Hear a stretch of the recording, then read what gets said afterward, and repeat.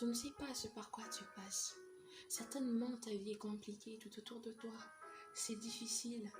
Ou encore que dans ton foyer, rien ne va. Tu n'arrives pas à nourrir tes enfants. Tu as perdu ton emploi. Tu es gravement malade, certainement. Peut-être que tu as un parent malade. Ou que tu as eu un accident et qu'on t'a enlevé un membre. Ou encore que tu n'arrives pas à financer tes études.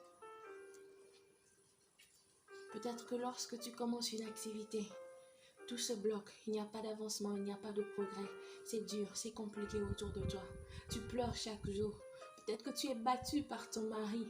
Peut-être que tu as été violé. Peut-être que tu t'es fait agresser. Mais laisse-moi te dire que ce n'est pas le moment de baisser les bras. Ce n'est pas le moment de te déconnecter de Dieu. C'est le moment pour toi de t'accrocher. C'est le moment pour toi de t'attacher véritablement à Christ. C'est le moment pour toi, même si c'est difficile, même si c'est dur, attache-toi à Christ. Continue de prier, même dans la douleur, dans les larmes, dans les cris. Prie, crie à Jésus. Il est le seul à avoir la solution. Il est le seul capable de changer ta situation. Ne perds pas ta foi. Ne perds pas ta foi, car les jours sont mauvais. Les temps à venir sont vraiment mauvais. Dieu est à la porte. Il dit dans sa parole, dans les temps de la fin, certains d'entre nous perdront leur foi. Oui, beaucoup vont perdre leur foi, beaucoup vont s'attacher à de mauvaises choses, beaucoup vont chercher à entrer dans des choses sataniques, entrer dans les sectes, pour avoir de l'argent, pour avoir un grand poste.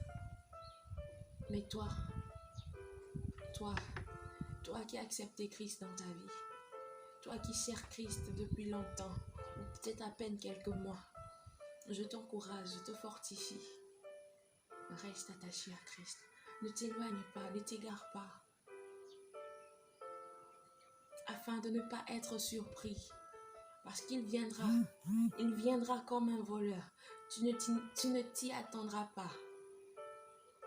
Attache-toi à Dieu, prie réellement. Ce n'est pas le moment d'aller simplement à l'église s'asseoir pour les prophéties. Mais c'est le moment de s'attacher, de mettre en pratique la parole de Dieu. Laisse-moi te dire que si tu n'as pas Jésus, même les dons que tu fais dans les orphelinats, les dons que tu fais dans les hôpitaux, tout ça n'aura servi à rien. Laisse-moi te dire à toi qui me regardes, si tu n'as pas Christ dans ta vie, la vie que tu mènes, le luxe que tu as en ce moment ne te servira à rien. Tu te retrouveras au pays de si je savais, parce que tu n'auras que tes larmes pour pleurer.